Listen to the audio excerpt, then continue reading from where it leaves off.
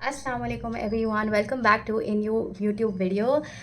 Today I'm really happy because I have finally been able to complete the videos that I was making for my course, and inshallah ta'ala it will be revealed very soon. It's obviously not a compulsion to buy, but I'm making a basics of Islamic manifestation course for those who would really love to know how to start with Islamic manifestation.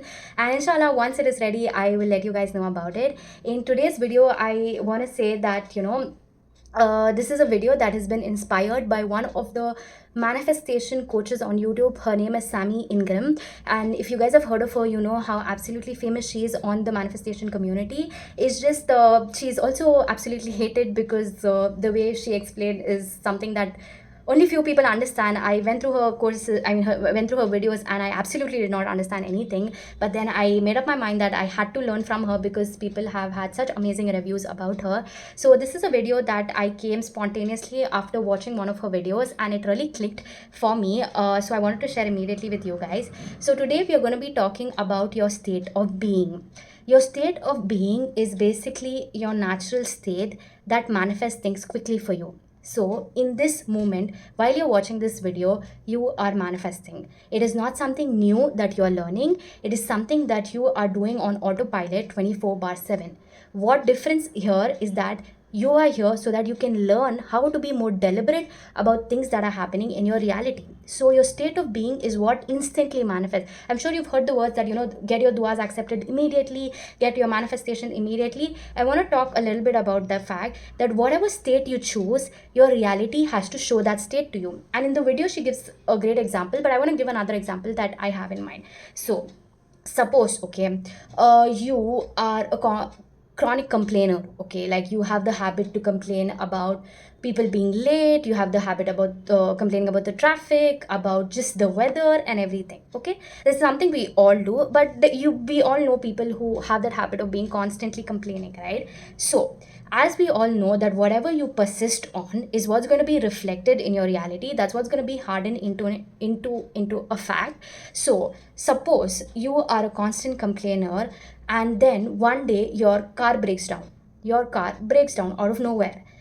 You are going to tell me, but I never thought about my car. You told me my thoughts create the assumptions and my assumptions create my reality, but I never thought about my car breaking down. So here's the catch. Because you are a complainer, there is a spiritual law that whatever you persist on, it's going to harden into fact. Guess what? Your reality will give you more reasons to complain about. Your car breaking down is going to now give you a reason to complain about, right? So using this to your advantage, whatever you're grateful for, Allah will increase you in it. We all know that. So you basically saying good things are always happening for to me. Isn't it wonderful? The famous Neville Goddard method that says just you going to sleep saying, isn't it wonderful how things are always working out for me? Isn't it wonderful how Allah always accepts my dua? If you persist in this thought, if you persist in this assumption, guess what? Because of the laws that Allah has placed in the universe, your reality will have no other choice but to reflect this thought, but to reflect this assumption, but to reflect this belief. So if you keep saying, isn't it wonderful that all of my duas get accepted so easily and quickly, and if you persist in it, your reality is going to show that to you. And if you are more grateful, that's why Allah says, if you are grateful, I will increase you. And that's exactly what this whole thing is. Whatever state that you choose to be in, that's the state that's going to manifest. So if you're in a state of gratefulness at all times, that's what you're going to get more of it. If you're always grateful about the food that you have, if you're grateful for the house, for your parents, you're going to get more things in your life, not just this one particular thing. You're going to get more things in your life to be grateful for, right? And I think that's just so beautiful. And you can also, because I saw one of the sisters had mentioned in her video that, and I really love doing this exercise, it's just writing down things in your life about the things that are happening that you're grateful for. And I think she mentioned good things are always happening for, to me. And just start writing down the things that are happening to you, because if you keep doing this, your mind will have no other choice but to only think about good things that are happening to you, but to only see things that are good for you, right? And Allah also mentions in the Quran that Allah will not change the condition of a person until they change what is it within themselves. This also means that Allah will not change your state of being until you change what is, like, He will not change the state of your reality until you change the state of your being. So if you're someone who is constantly, in anxiety, in worry, guess what, your reality will have to give you more things that will keep you in that. But if you're someone who's more calm, who puts their trust in the fact that, you know what, nothing can happen except for by the decree of Allah, guess what, that's exactly what's going to happen. If you keep thinking that, but everything always works out for me, guess what, you will see more things pushed out in your reality where everything is all in fact always working out for you, right? So you need to start seeing things as 100% possibility. If you think that you have a desire, and if you think of it that, you know what, this is not possible, first of all, you're going to get more of those situations that are going to tell you it's actually not possible. But if you persist in the fact that what I'm praying for is actually possible, your reality will reflect that for you.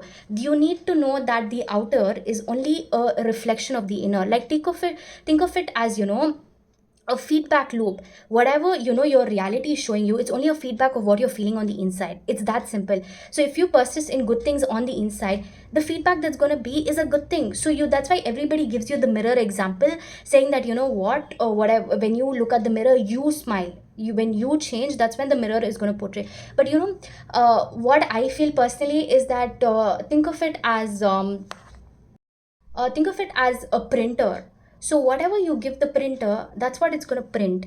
If you have an intent that is not right, if the alignment is not right, if the words are misprint, and then you are mad at the printer for printing the wrong things, whose fault is it? Is it your fault or is it the printer's fault? It's your fault, right? I mean, you are the one who gave the input in the first place. So why would you start beating the printer? You won't, right? Likewise with the mirror example, are you going to start scolding yourself because your reflection is not smiling back at you? No, right? You just know that whatever you work on yourself, whatever your internal state is, that's what's going to be portrayed on the outside. So think of it as a feedback loop, like a constructive feedback. Okay, so and so is happening in my reality, where can I change on the inside? Where am I lacking in my tawakkul? Where am I lacking in my awareness? Because I say this, your attention is your currency. Wherever you put your focus, it grows. So why would you pay money for something that's not desirable? If you keep seeing, things that are, putting you down, that are just, reminding you of the pain over and over again, guess what, you're going to be experiencing more of that. Then start thinking about the things that have worked out in your life, because you will start seeing hope in everything. You will start saying, okay, even though I felt stuck at one point in my life, but eventually it did end up, working out for me. And that will give you more clarity, that will give you more hope in Allah, right? So this is just something that I wanted to say, that your state of being is what manifests for you. And the more natural you make your state of being, like you make shukr your state of being, you're going to align more with the things that are giving you shukr. So if you start aligning with the fact that I get miracles very often and very quickly, it will manifest into your life. It's that simple. Manifestation is simply that simple, guys. It was just a reminder video to say you don't have to learn anything new. You just need to be more deliberate about your consciousness, about where you're putting your attention. Jazakallah khair.